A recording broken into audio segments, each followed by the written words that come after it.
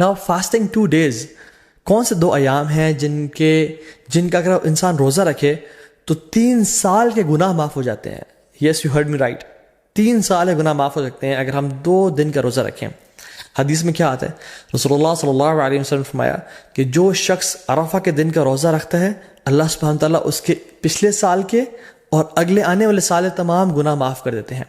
کچھ علماء نے کہا کہ یہ صغیرہ گناہوں کی بات ہو رہی ہے، لیکن سٹل تمام گناہ معاف ہونے کی بات ہو رہی ہے. اور یوم عاشورہ جو کہ محرم میں ہے، 10 محرم، جو شخص یوم عاشورہ کو روزہ رکھتا ہے اللہ تعالیٰ اس کے پچھلے 1 سال کے گناہ معاف کر دیتے ہیں. تو میں آپ کو ایگزامپل دیتا ہوں. اگر ابھی 1441 چل رہا ہے تو جو شخص عرفہ کا روزہ رکھے گا اس کے 1440 کے گناہ اور 1442 کے گناہ معاف ہو جائیں گے.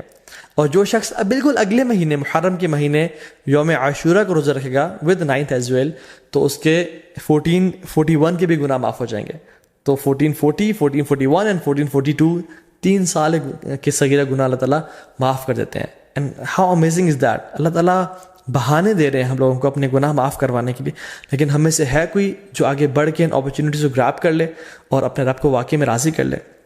حنیدہ بن خالد اپنی وائف سے فرماتے ہیں، اور ان کی وائف نے مومنین سے یہ روایت کی کہ اللہ کے نبی صلی اللہ علیہ وسلم صرف عرفہ کے دن کا روزہ نہیں رکھتے تھے بلکہ تمام 9 دنوں کا روزہ رکھا کرتے تھے. اور ان 9 دنوں کے علاوہ یوم عاشورہ کا دن جو کہ محرم میں ہے، 3 days of each month جو کہ ایام البیض بولتے ہیں، which is the white days. Why? Because 13 14 15 کے یہ ایام ہے جس میں جو سن ہے جو مون ہے وہ اپنے فل اپنے پینیکل پہ ہوتا ہے.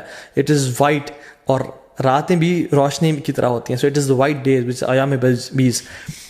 ان کے روزہ رکھا کرتے تھے اور منڈیز اور تھرسڈے کے روزہ رکھا کرتے تھے. سو آئی ریپیٹ، اللہ کے نبی صلی اللہ علیہ وسلم first 9 days of ذو الحجہ، عاشورہ and the 3 days of each month which is ایام بیز 13th 14th 15th of every month، اور منڈیز اور تھرسڈیز کا روزہ رکھا کرتے ہیں. کیونکہ اللہ کے نبی صلی اللہ علیہ وسلم نے فرمایا کہ منڈیز کو اور تھرسڈیز کو اعمال اللہ تعالیٰ کے پاس کے سامنے پیش کیے جاتے ہیں.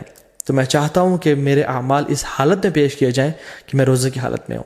اور پھر ایک اور بات پہ آتا ہے کہ منڈے کو رسول اللہ صلی اللہ علیہ وسلم کی ولادت ہوئی تھی، پیدائش ہوئی تھی، تو وہ اس خوشی میں بھی روزہ رکھتے تھے. حضرت عائشہ فرماتی ہے کہ ایک اور حدیث میں آتا ہے کہ اللہ کے نبی صلی اللہ علیہ وسلم پہلے 9 دن کا روزہ نہیں رکھا کرتے تھے.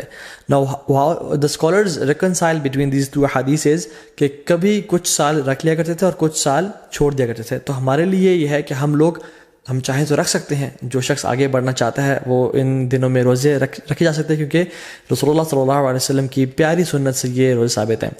یوم العرفہ کیوں اتنا امپورٹنٹ ہے؟ اللہ تعالیٰ یوم العرفہ کے بارے میں فرماتے ہیں سورہ بروج میں، وَشَاهِدٍ وَمَشْهُودٍ and by the witnessing day and the witnessed day. تو جو witnessed day ہے نا یوم العرفہ، مشہود، یہ یوم العرفہ کے بارے میں اللہ تعالیٰ فرما رہا ہے. کیونکہ رسول اللہ صلی اللہ علیہ وسلم کی حدیث میں آتا ہے کہ شاہد فرائیڈے کا دن ہے، وہ مشہود یہ کون سا دن ہے؟ یوم العرفہ کا دن ہے. اللہ سبحانہ تعالیٰ اس دن جہنم سے اتنے زیادہ لوگ آزاد کرتے ہیں کہ کسی اور دن جہنم سے لوگ آزاد نہیں کرتے. He frees many people from the fire. اور اللہ تعالیٰ قریب آتے ہیں اور اپنی پرائڈ ایکسپریس کرتے ہیں. He expresses his pride over angels, اور پھر پوچھتے ہیں کہ یہ لوگ میرے بندے کیا چاہتے ہیں. اور کچھ اور روایت میں بھی آتا ہے کہ یہ جو میرے بندے ہیں، یہ جو ڈسیبلڈ اور یہ مٹی سے آلودہ ہوئے ہوئے بندے ہیں، عاجزی اور ان کی ساری کی نشانی ہے ان کی، یہ کیا چاہتے ہیں مجھ سے. اور اللہ تعالیٰ ان پہ فخر کرتے ہیں اور اپنے بندوں کو جہنم کی آگ سے آزاد کرتے ہیں.